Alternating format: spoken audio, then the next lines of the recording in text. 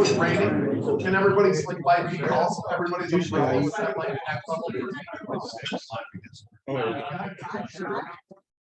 Yeah.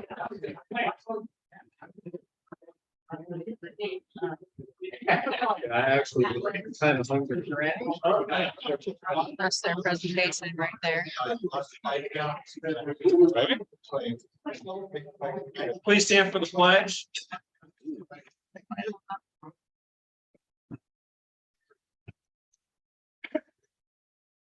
I pledge allegiance to the flag of the United States of America and to the republic for which it stands, one nation under God, indivisible, with liberty and justice for all.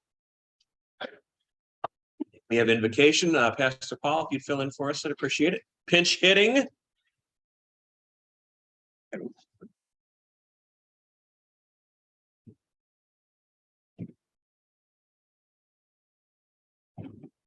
I think it's called earning my lunch. Let us be at prayer. This is the day that the Lord has made. Let us rejoice and be glad in it. Lord God, we give you thanks for this day, for the beauties of the weather and the sunshine, but also the change of seasons. We thank you for the fellowship of Rotary and the opportunities to serve. Make us faithful in that service, that we may put service above self. Make us mindful of those who are suffering today, that we may reach out to them with the resources that you have so generously provided to us, that they may be cared for, that your name may be glorified, that the Rotary's name may be honored. In Christ's name we pray. Amen. Amen. Everybody sit down. It's fine.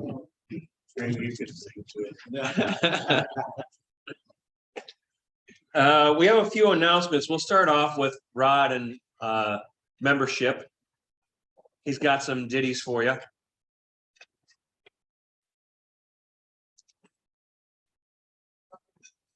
Yeah, what I want to do today is just give a kind of a brief update on what's going on relative to membership recruitment. You know, while we've actually had a pretty good year for new members, the reality is we've also had a number of unexpected departures. As a result, recruitment remains a fairly high priority. The other thing I want to point out is at your table, you will see a number of sheets like this, which is a list of potential new members that was generated by individuals when we break out to talk about membership here in recent months. And by some of them, we've identified individuals to call on those people. But there are a number of them where no individual has been identified. And I guess what I would ask people to do is take a look through the list, see if there's anyone you know that you might be willing to make a call on. If you are, what I'd ask you to do is contact me, because what I don't want to have happen is 5 people calling one person and then a number of people go uncalled. Yeah. So that's the first step. The second thing is, as you go through the list and you see maybe a name's missing or somebody you think should be on the list, feel free to give me a call and we will add them. So what I'm going to start doing now is probably doing some emails and little updates like this, because what I found is just us having maybe 3 or 4 people together at a table, you know, quarterly is probably not enough focus on recruitment to make it work. So again, the other thing you'll find at the top of that list is my phone number and also my email address. And what I would recommend is if you have a name or want to call on somebody, either email or text me. Because if I have to be on the bicycle when you call, I'm probably, and my memory's lousy, I'm probably not going to get the name right by the time I get back home. So anyway, that's it. That's it. But again, please take a look at that list and see if there's somebody you might be willing to call on, or if there's some other people you think we should be calling on. Thanks.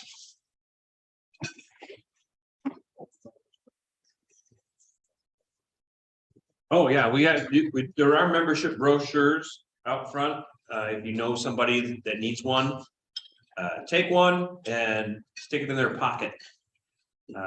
Membership is important. You know, it's one of those things where we did a really good job last year. We've had some people fall off. Let's rebuild and keep reaching out and keep up with that concept of each one bring one. Just because it was a theme last year doesn't mean it doesn't need to not transfer forward this year. Boo Bash information we have so far. the exciting news is we've exceeded our goal of sponsorships. Our goal was $25,000 in sponsorships, and where are we at? 2,550? Is that the correct number? Unaudited. Unaudited. But last year we hit 23,000, so we've surpassed our goal for sponsorships. You can still sponsor, or if you know other people or organizations that you think would be a good sponsor for our program, please do reach out. We'll still accept sponsorships, and we'll still get them noticed on the page, on the billboard. Also, if you've seen stuff in the Rotary Club of Clinton Facebook feed, you've seen what we've done this year. We've identified each individual sponsor with a Facebook post with their logo, and I went through and hashtagged them. I still have to do the bronze sponsors. That'll be done today or tomorrow. Please go to the Rotary Club's Facebook page. Take each one of those individual ones, at least like them, because their hashtags are in there. This is important for their tracking, for their advertising, for their recognition for what they do for our program. And if you can, share them on your page too. Once you share it on your own Facebook page, it gets a lot more reaches because all your friends see that you've shared something. That might not only get them more exposure for the sponsorship, but it also gets potential for them to possibly attend our event as well, or even sponsor themselves. So please do that. It's so important that these companies and these groups and people that have generously donated their funds and time to our program, that they get the recognition that they deserve. So please do that. Just go to the Facebook page, like and share, and magic numbers happen. Also, do not forget that we're still accepting alcohol for the raffle or gift cards. If you have gift cards, I asked my wife was here today. She said, hey, you get like gift cards from parents for like stuff that you don't use. You got any spares in your purse? She said, yes, I do. So if you have spare gift cards lying around that you're not going to use, we'll take that as a donation too. They're all going to go on a thing, and people will pay for a raffle, pull out a gift card, and they get the gift card that they get, and it'll be fun. So if you have spare gift cards that you're not going to use, like my wife does not not drink coffee. So any Starbucks ones that she gets, she's not using them. In the basket they go. So if you have spare gift cards, please feel free to get them to either myself or Julie or Carrie or anybody else on the Boo Bash committee, and we'll take care of that. But the alcohol ones are important too. We do need plenty of alcohol for that raffle. Please do bring those in. You can bring them here. You can bring them to any one of us. Let me know if you got something. I'll come get it. Whatever you need. Okay? Any questions on that? Perfect. Are there any other announcements from the floor? Oh, yes, there's a board meeting next week. Sorry, Mom. There's a board meeting next week. So let's make sure we're there for that. Monday, 10:30 in the room next door. Paul's got an announcement. Come on up, Paul.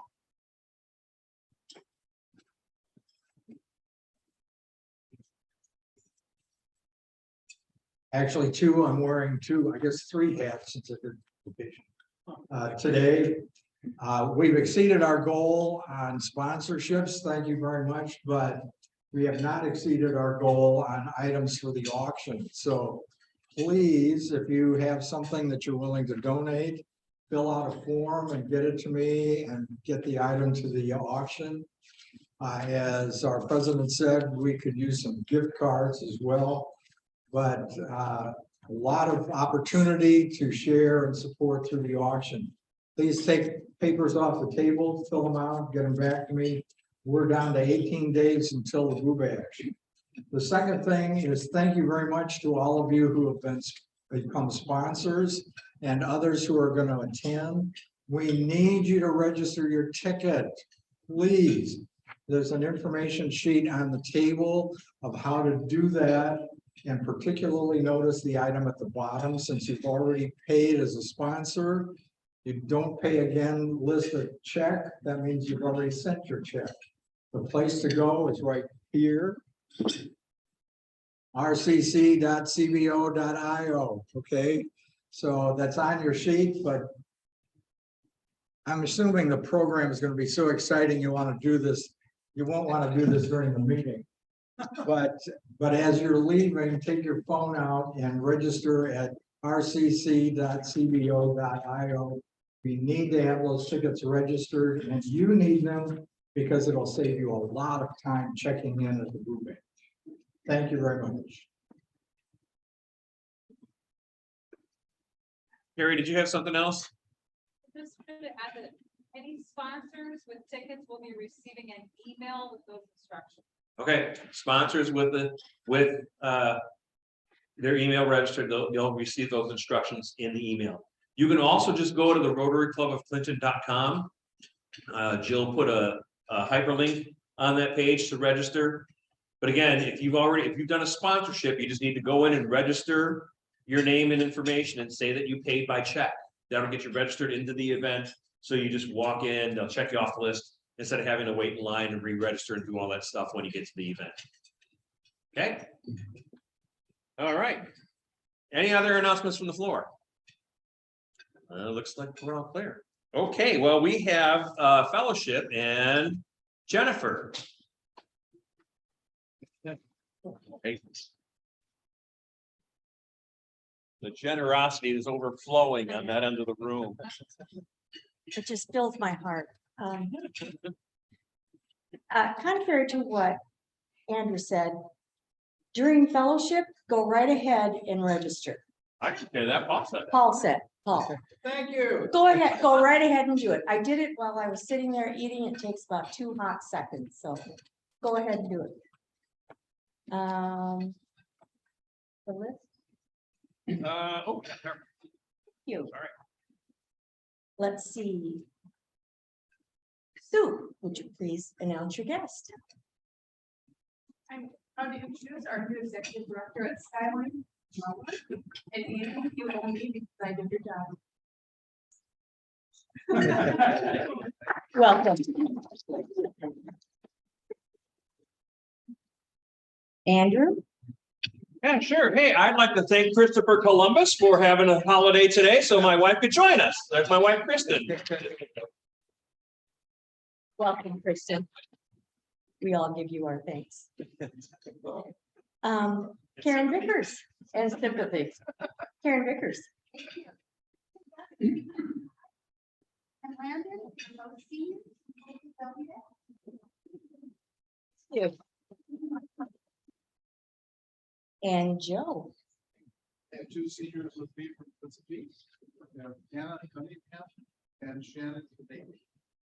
Welcome. None of our students are at their 3rd meeting and need to speak, correct? Okay, thank you. October birthdays this week. I had said all of them last week, but this week is Doug Bertrand's on October 12th and same day as my husband. So there you go. And I did anniversaries last week, so I won't be doing that again, but I am going to do the reminder for Rotarian assignments. Invocation next week is Brent Brighton and greeter is Paula Stewart. So I'm not going to sugarcoat it. Finding something redeeming about the holiday today celebrating Christopher Columbus was not easy. I truly hope today's educators teach our students to know just what a wretch he was. If not, the local library will help you navigate this important aspect of our history. Ask Sue. And they are open today. Although many people have an image of Columbus planting a flag in the lower half of Florida, he really only explored a small area of the Caribbean, which includes Bahamas, Cuba, Jamaica, and parts of Central America. In what year did his first voyage take place? And name a year of a subsequent voyage. Rod.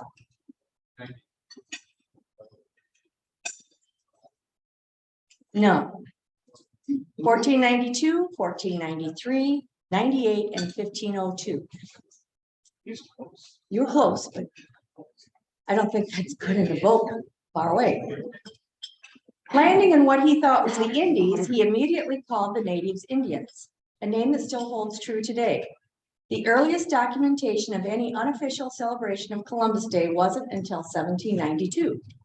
By the 400th anniversary, following a lynching in New Orleans, where a mob had murdered 11 Italian immigrants, President Benjamin Harrison declared Columbus Day as a one-time national celebration.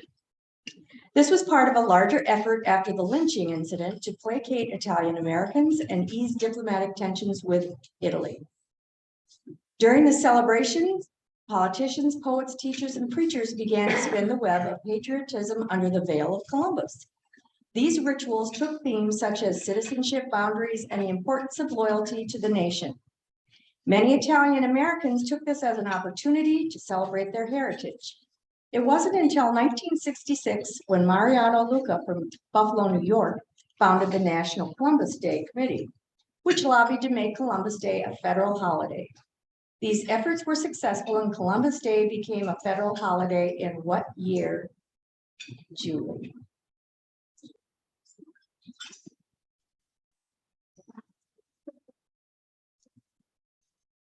Close, 1968. The celebration of Columbus Day has become less and less of a day of pride, more of a painful reminder to a dark past in American history. Since the early 70s, many states have petitioned to have the name changed to what name? Jim Broom. There you go, right there.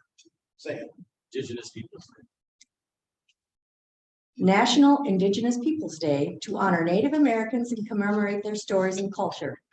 Recently, it has taken effect as an official state holiday in various places. South Dakota was the first to do so in 1989. Okay, we'll go off these upbeat things too. Following various controversies, this legendary club changed its visual identity in 2020. The new logo features yellow and burgundy color schemes. The logo is a yellow rectangular with burgundy lettering that says Washington Football Team East 1932. The only connection the logo has with its older version is the color palette. What is this football team called today? Mary.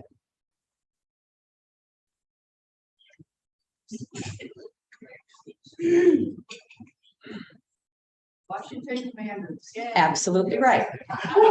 Look at that football hero over there. Dennis, you gotta get ready. The founder of the hockey team, the Chicago Blackhawks, Frederick McLaughlin, came up with the name Blackhawks in reference to the Army division he served with in World War I, which was also nicknamed the Black Hawk Division. It was this Army division that was originally named for a Native American, not the hockey team. While the team logo is obviously based on a Native American, it is honoring the image of Chief Black Hawk, the Sauk warrior who the Army division named themselves after. What is the NHL Chicago Blackhawks name today?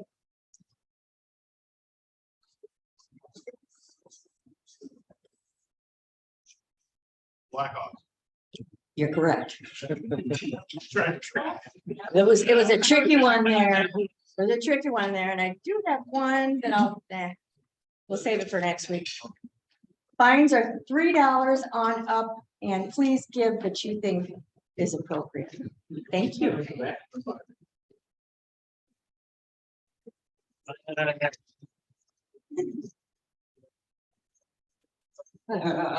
Thanks, Jennifer. That was so fun and uplifting. It's true. It's true. It's not always pretty. Okay, so for our program today, presenting will be Julie Dunn. Everybody, welcome, Julie.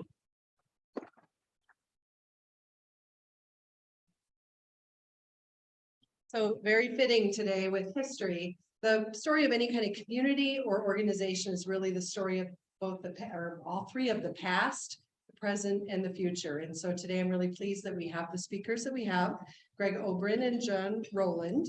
They are the founders, the originally founding fathers of our Clinton History Club, have done a lot of work digging out stories, pictures, and things like that. And today we're pleased to hear a little bit more about the Clinton history and the connection specifically with Rotary. So welcome.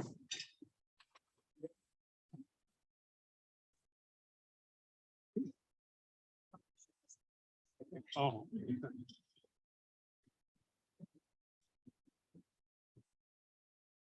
Well, thanks. Glad to be here today. Last time we were here was a couple of years ago.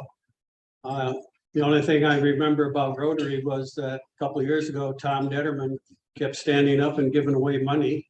So I was hoping to see a little more of that today. And see that, Tom. So with the Clinton History Club, we've been working on a lot of projects. COVID has kind of slowed us down from having a lot of public meetings with our team members. We have about 200 members on our mailing email list. We usually average around 50 to maybe as many as 70 at a meeting when we do have them. One of the projects that we were working on recently was the 2 parks in the Clinton downtown area. The Clinton Park, which is located near the Central Fire Station, and DeWitt Park, which is located near Clinton City Hall. So with the Clinton Park, as we were working on the project, we put together a series of films, pictures, and postcards that we sent out weekly to the members. We've taken that material and put it on a DVD, CD for today's presentation.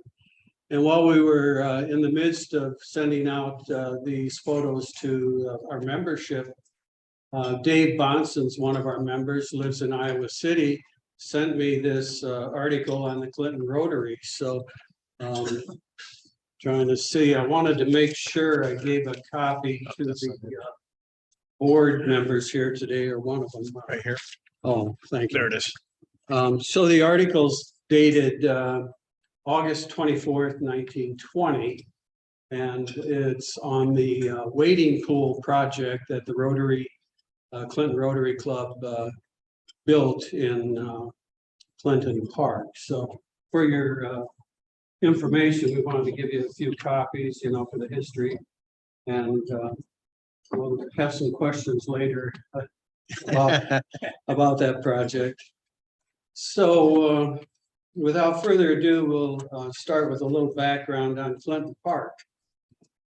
Clinton Park was part of the development process, and so was DeWitt Park, undertaken by the Iowa Land Company when they laid out their vision for Clinton, Iowa. And part of their vision for laying out Clinton was drawn up on a map. It includes wide streets and the parks. If you'll notice, if you can run that one slide back, please, Greg, on the, in the lower portion of the center there, you'll see us, I don't know if you can read it from here, but it tells about the Iowa Land Company above it, and then below it, it is the Mississippi and Iowa Railroad Company, and which was a subsidiary of the Iowa Land Company. That map is located in the Clinton County Historical Museum downtown at First Avenue, or excuse me, First Street. It's hanging in the wall back there in the museum, but it's a very valuable map. They had it restored several years ago in Iowa City. Bob Sosby, I think, was part of the project that worked on that restoration.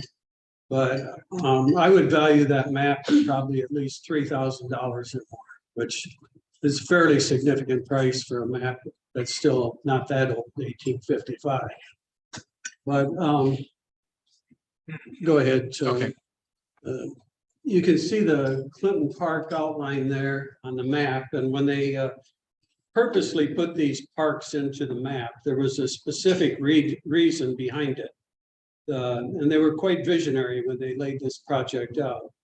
They anticipated that these parks would be the focal point of the downtown Clinton starting in 1855. They envisioned, as the community grew, that around these parks would become the hub of the gathering place in the community. At that time era, you would have across the United States and the other communities, you would have like a town square or a village green, and this was a little bit different concept, but these parks were to be the key focal point in the community. And the Iowa Land Company envisioned around these parks would grow up various schools and churches as the community grew, and they were absolutely right. Around both of those parks, they became situated on almost all the corners and in the middle, the schools and churches of Clinton. Most of them are gone. The only remaining survivor today is Roosevelt School, which has been turned into an apartment complex. So, yeah, there's Clinton Park, circa, I would say 1890. You can see the flowers, the lights, the pavilion in the background. DeWitt Park had similar structures, flower gardens.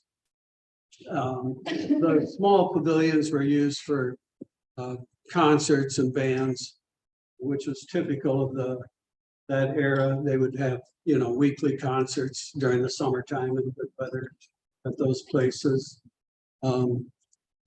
There's another color photo of the picture postcard of the same era. There, whoops, went a little fast there. Yep, That's let's the go back. first glimpse There you go.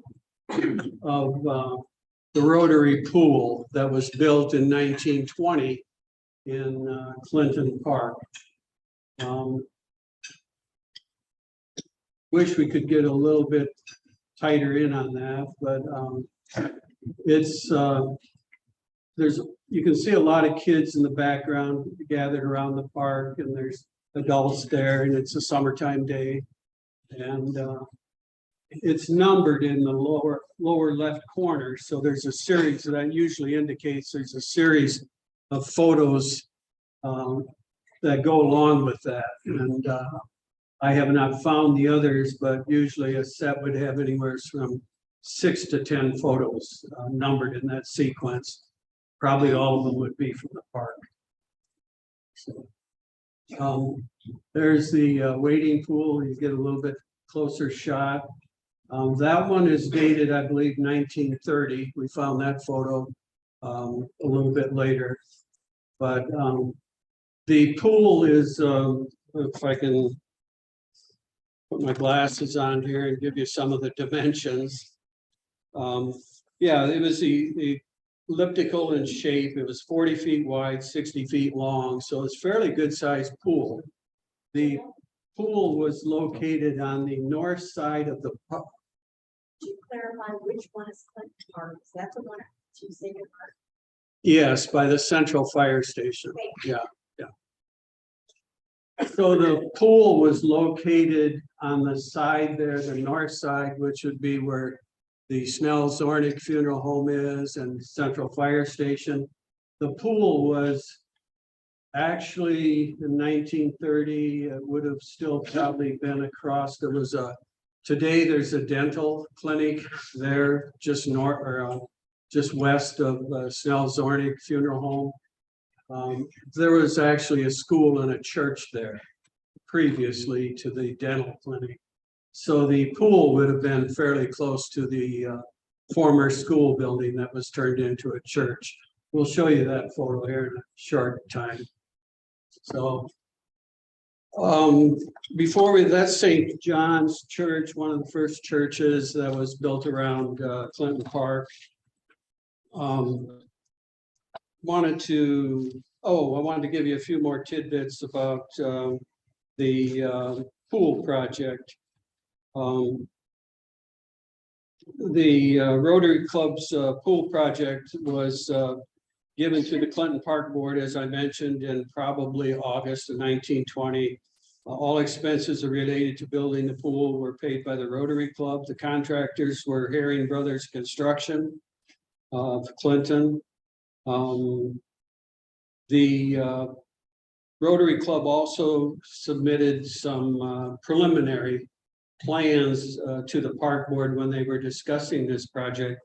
They expected to build another additional wading pool at Franklin School, one at the South Clinton School, which would be in South Clinton, under the underpass.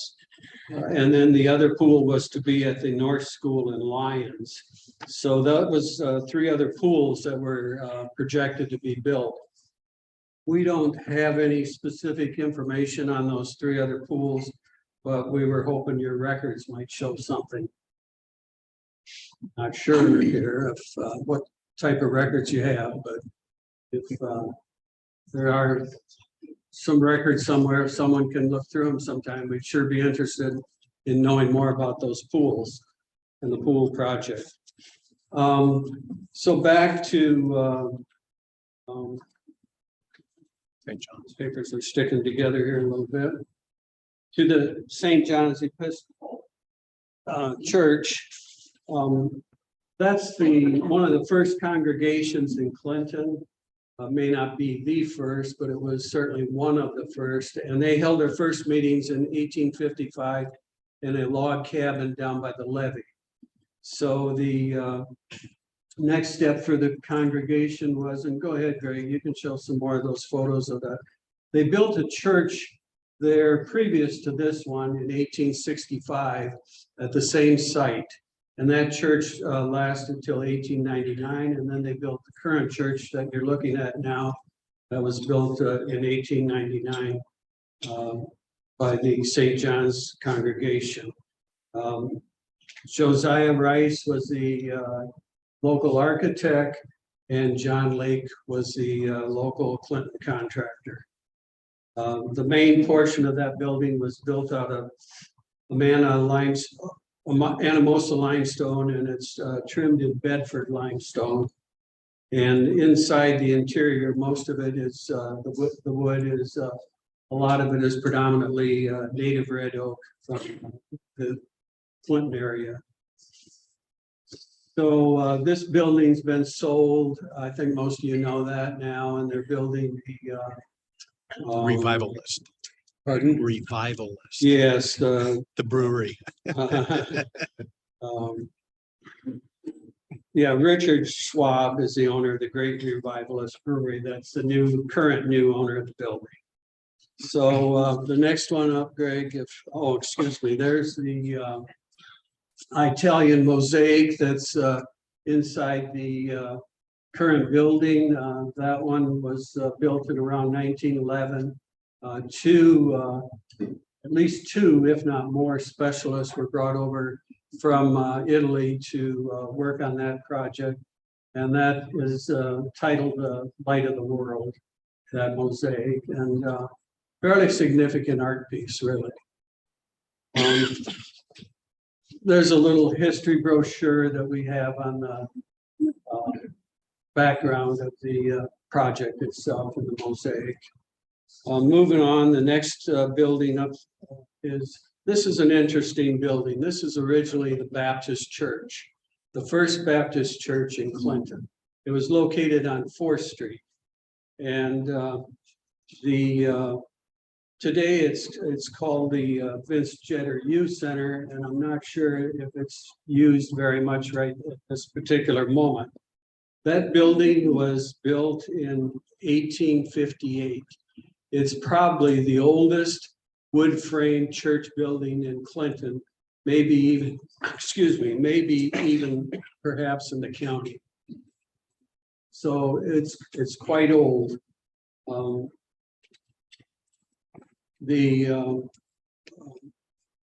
church was moved, or excuse me, the building was moved in after 1874 from 4th Street. It was on the same block as the Roosevelt School at the far end of that block.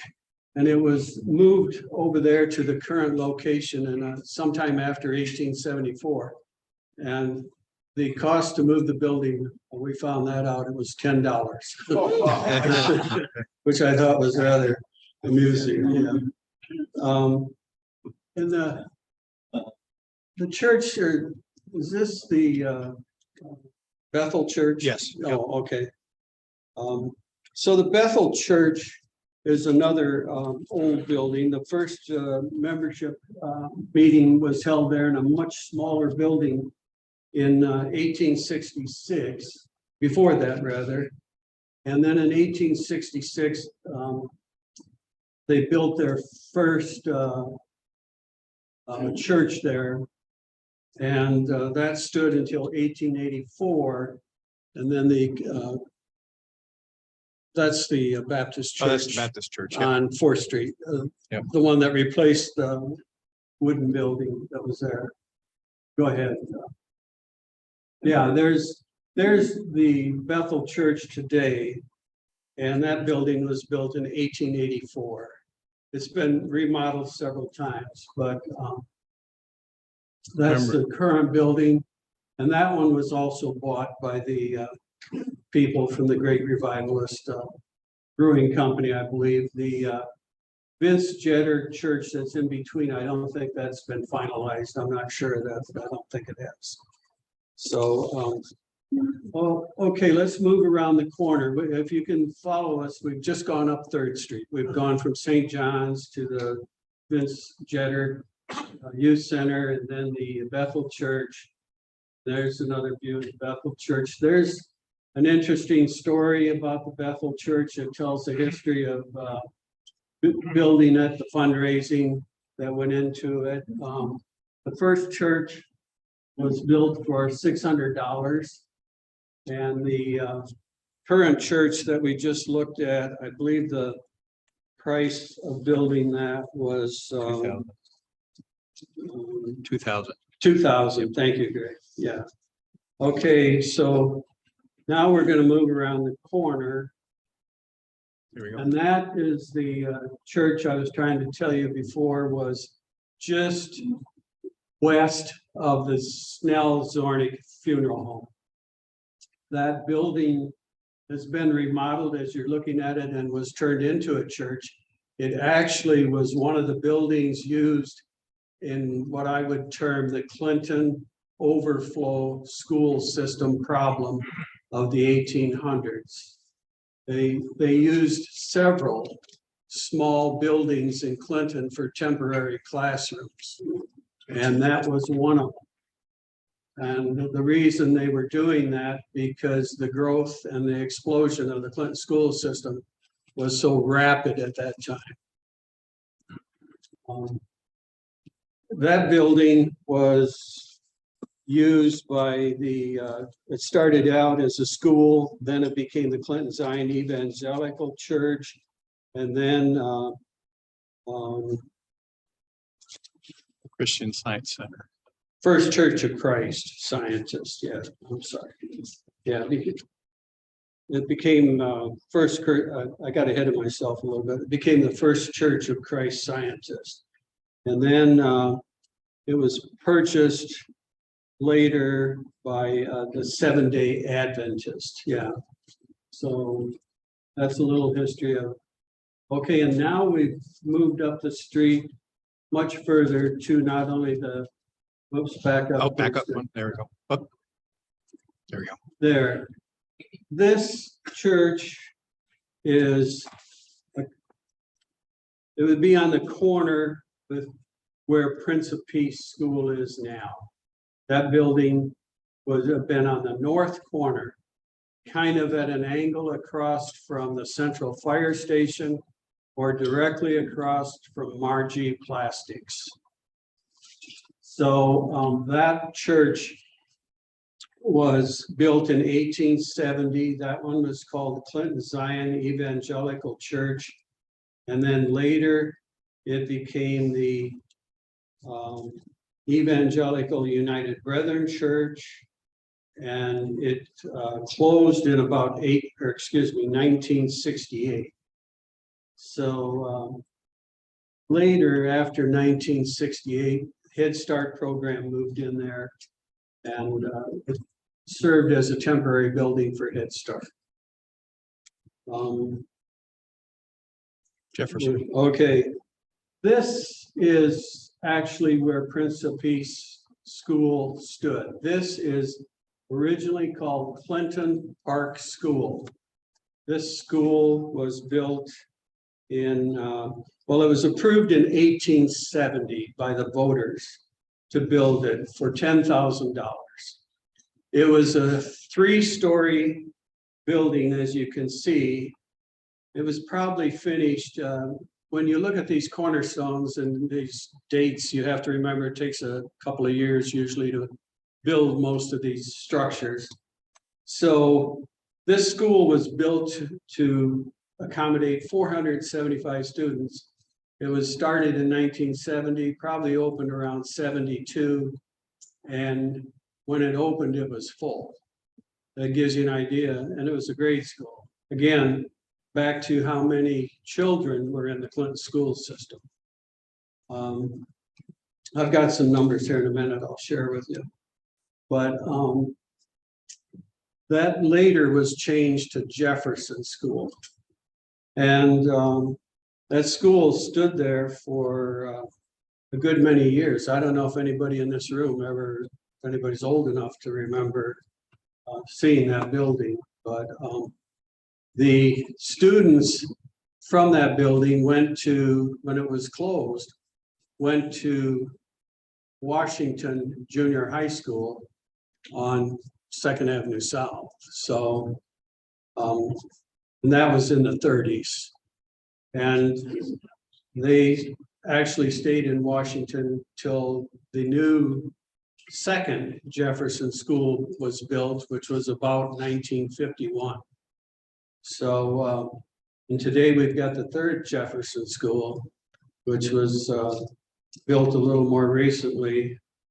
I think it was, I just talked to one of the teachers the other day, I think it was a 2000, you say 2008. Was it 8? Okay, thank you. So anyhow, give you a few numbers on the school system. In 1869, the Clinton schools listed 1,424 students in the school, but you have to remember there was no high school. There was no high schools anywhere practically in the United States till after the Civil War. Very few cities had a high school until up until that time. So those were all, you know, lower grade students. The first high school in Clinton was 1874. 3 students graduated from that high school. They were all girls. So things have changed. The growth of Clinton schools was rapid. And the 1909 school year shows there are 2,400 students in the Clinton school system. So they've added in a little over 20 years, they've added over 1,000 students. So they had 2,400 students in 1909. This is an interesting stat. There were 97 female teachers in the whole Clinton school system, but there were only 6 male teachers. So I thought that was kind of how the things were, you know, at that time. Scott, it hasn't changed. Hasn't much. changed much. At the elementary level, it has not changed. No.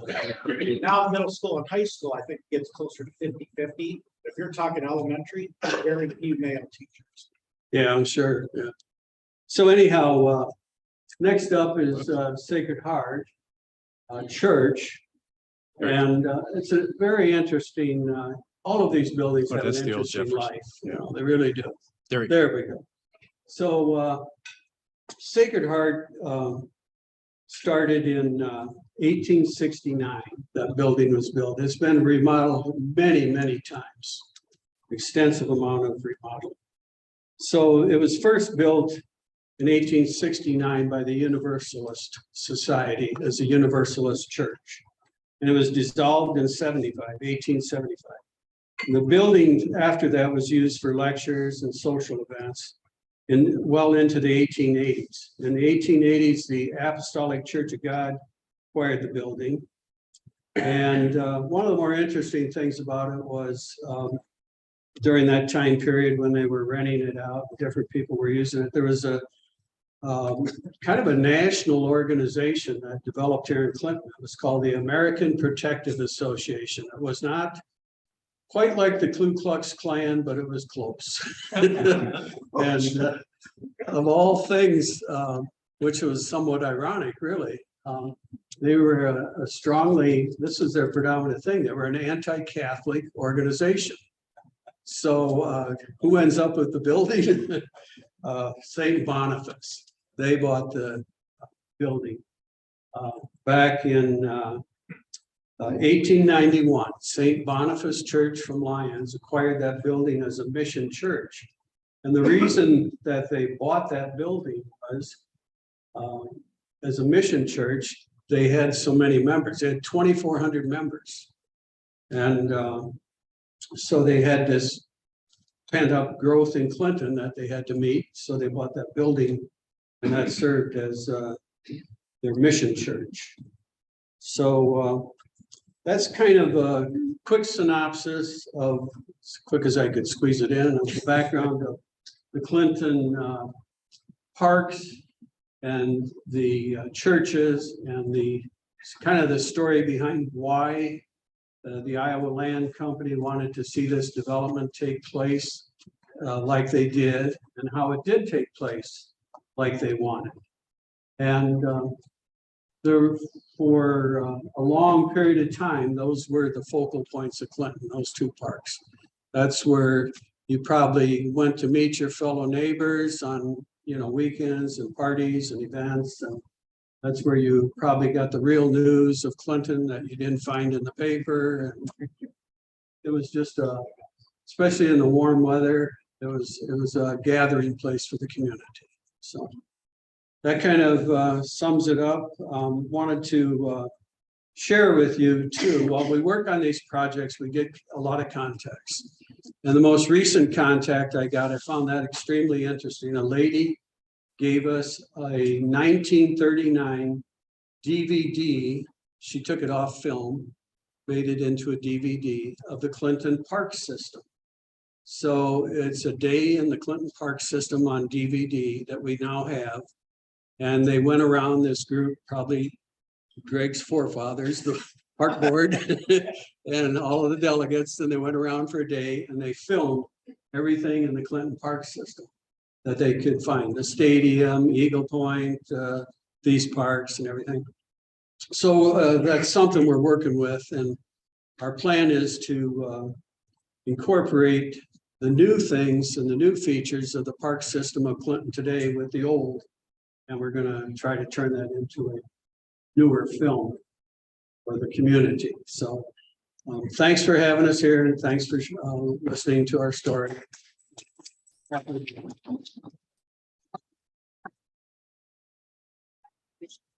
Yeah, there may be questions from the floor. Oh, I have some questions. sure. Well, make them easy. Got a list. The librarian's got a list. Yeah, that's, hey, How much is your membership and what are your meetings? well, we don't charge. There is no membership, and our meetings right now are mostly online, you know, through our weekly meetings where we send out our newsletter and the photos. We do a few speaking engagements at some of the places last, when was it, last fall? Yeah. Yeah, we did a series of presentations for the high school in Comanche on the Underground Railroad. And we've done some on the parks and things like that. And you can say it like, when we were before pandemic, we were doing monthly get-togethers. We actually did a ride around Clinton and Comanche. We had 65 people, and we did a tour of all the listed historic, national historic listed places, properties in the two communities. And we want to continue to do that, but we want to be very pro pandemic before we get together again, because, you know, we're putting, you know, the average age of our membership is way older than me right now, so figure that one out. Hey, Greg, and thank you. The churches and parks kind of thing brought to mind something involving a church and maybe the Chansey Park area. Terry Bradshaw told me once that he had driven all over Clinton trying to figure out where the church was that his dad had been the pastor at during the couple of years that he lived here in the area. And I was thinking, and I told him it had become where the El Tapatio is now, is what I had been told, but I don't know if that was accurate or not. That is definitely the legend that I have heard, but we have not been able to confirm that yet. We know that there was a number of churches on what is now Comanche Avenue that at that time was called, it was called Wayward Avenue, something. I can't remember now, but we haven't gotten all that documentation yet. We're talking probably somewhere between the 20s and 40s when he was there. His father was the pastor there. And so we're trying to figure all that out. We just haven't come up with any documentation yet. Thank you. If he can give us the name of the church, we can find it. I think his dad was a Baptist pastor, but I wouldn't know anything. Well, Other there's, than that, heating oil salesman by day, part-time Baptist pastor. That might be, because that heating oil might be something that we could follow up, because there's very limited heating oil businesses that were down in that area in that time of the world. So that might be a good lead. yeah, Dave, I remember how controversial it was when Park Tower built it. When did the parking lots? I'm sure they're fifties things, that's when the Clinton downtown exploded, I mean, there was going strong, Yeah, the waiting pool's probably, as Greg said, the waiting pool's probably under that parking lot somewhere. But when Clinton was in its heyday of retail trade growth, that's the 1930s to the 1950s. That's when we think that all that, let's call it construction, that's when the Van Allen building went up, the Wilson building went up, Lafayette went up. So it had to be in that, 20-year era from post-depression to the 1950s. It's just a matter of figuring out, finding those documents that's in the safe at City Hall that says, hey, we let the bid for this parking lot in blah, blah, blah, blah, 19 whatever. So, but that was the whole construction of the downtown was in that 20-year period. Did I hear or read that there was a connection between the Lover's Fountain and getting started? Al Lubers was probably a Rotary member. He was, yeah. I'm not, Yeah. he was Mr. Everything. He was part of both the American Legion and the Rotary Club, in that era when that was going on. And so there's some documentation that I haven't got my eyes on yet that Gaylord Ralston has of the American Legion history up until I think it was 1956. And he's got this booklet that has all that information yet, and I have not seen it yet. But he's going to get it to me so I can go through. But I'm pretty sure that there is that connection there, but I can't confirm it yet. Al Lubers was a interesting person, and I swear to God, they had a day for him, kind of like a celebration day, but it was after he was deceased. It's 6 pages in the Clinton Herald. It's the biggest obituary I've ever read. When we had the dedication for the fountain down there last year, there was all that documentation that we have. Great. Oh, Is your club doing any work with the State Historic Preservation Office? Well, not really. We've touched base with them from time to time on a few projects. Some of the historic projects in Comanche, we've touched base with them on. And we worked with them a little bit on the restoration of the Veterans Memorial in Riverfront Park for some guidance and some questions and directions. And so nothing, we may go back to them over this film with, some help. the one thing too, we're not the Clinton History Club, we're the Gateway History Club. So that, we're including our friends over in Fulton too. And we're just now getting some things together with Heritage Canyon and some of that documentation so that we actually have considered, well, he considered doing a book. And he says, Greg, I want to do a book. I said, I'm not ready to do a book. When you retire. Yeah, when I retire, right? Thanks for having me.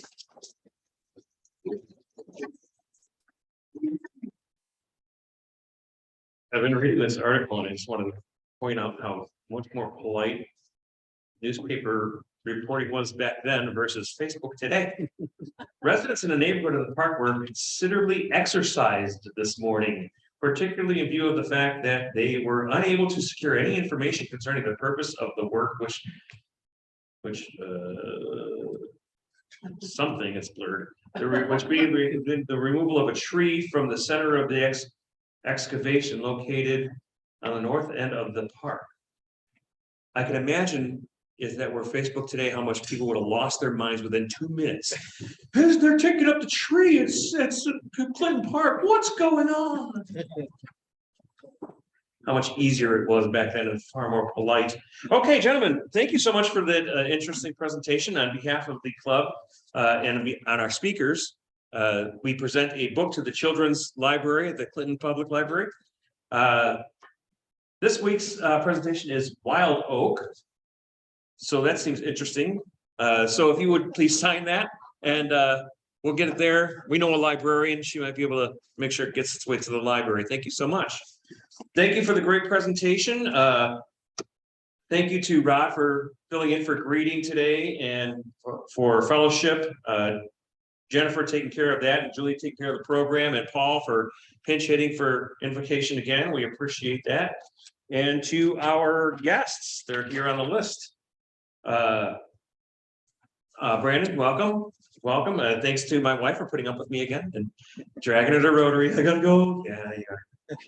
And to our student guests, Landon, Luke, Shannon, Anna, and don't forget about your Boo Bash commitments and Boo Bash stuff. Get more sponsorships and get your tickets registered right there on the thing. And with that, Imagine Rotary.